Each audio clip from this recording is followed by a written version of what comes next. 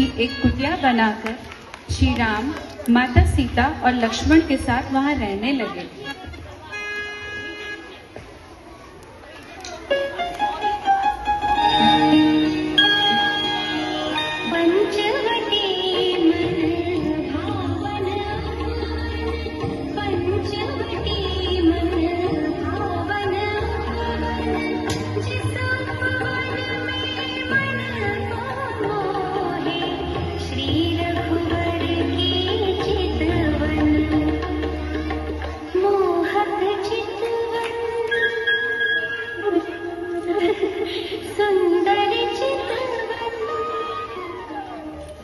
एक दिन शुक्नखा नाम की एक राक्षसी वन में विचरण कर रही थी।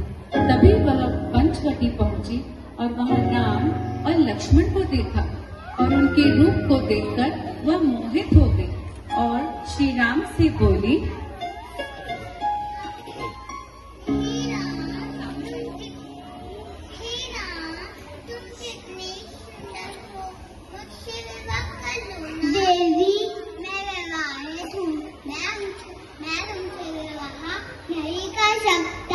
फिर वह लक्ष्मण के पास विवाह का प्रस्ताव लेकर गई। तभी लक्ष्मण ने कहा, मैं तो अपने भैया भाभी का सेवक हूँ, मैं तुमसे कैसे विवाह कर सकता हूँ। शुक्नखा वापस श्री राम के पास गई और बोली, राम, तुम्हें मुझसे विवाह करना ही होगा। देवी, मैं विवाहित हूँ, वह देखो मेरी पत्नी सीता।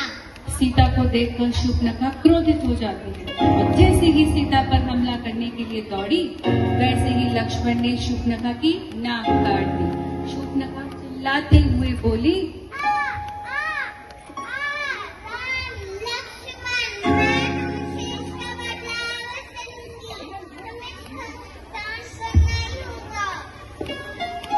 कुछ दिनों बाद पंचवटी की कुटिया में राम, लक्ष्मण और सीता बैठे हुए थे। तभी वहां सोने का हिरण आया। उस हिरण को देखकर सीता बहुत खुश हुई और श्री राम को उस हिरण को लाने का आग्रह किया। प्रभु, ये कितना सुंदर सोने का हिरण है, इसे पकड़ के मिलने आए ना। सीता के आग्रह करने पर श्री राम उस हिरण को लाने के लिए उसके पीछे गए।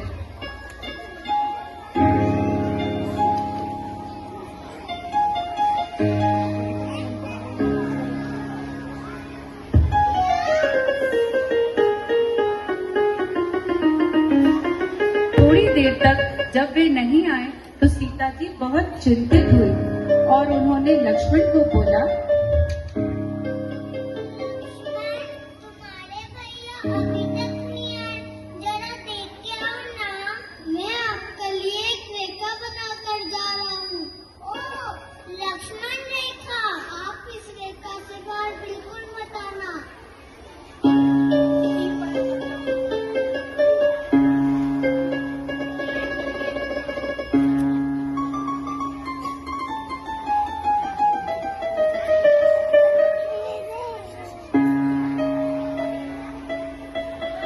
राम और लक्ष्मण दोनों के चले जाने के बाद वहाँ लंका का राजा रावण साधु का रूप धारण करके आया और भिक्षा मांगने लगा।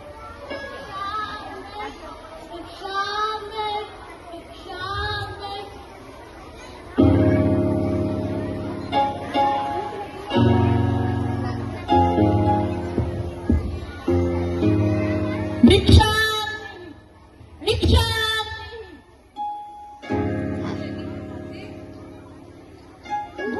माते, कुछ खाने को दो।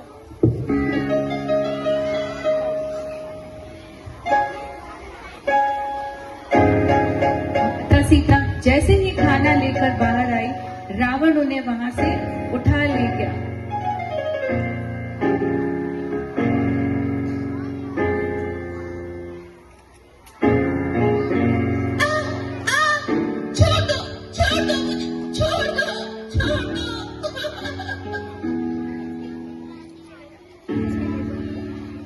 माता सीता रोती रही, चिल्लाती रही, पर रावण ने उनकी एक न सुनी।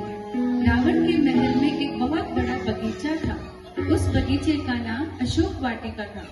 रावण ने माता को वहां छोड़ दिया।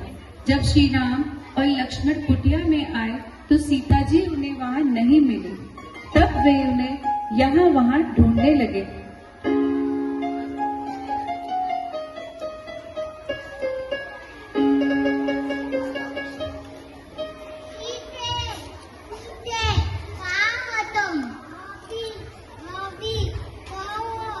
श्री राम लक्ष्मण के साथ माता सीता को जंगल में यहाँ वहाँ ढूंढ रहे थे। तभी उनके कानों में एक मधुर आवाज आई। उस आवाज को सुनकर राम और लक्ष्मण वहाँ पहुँचे तो उन्होंने देखा कि कुटिया में एक बूढ़ी औरत जिसका नाम शबरी था वह श्री राम और लक्ष्मण के आने का इंतजार कर रही थी।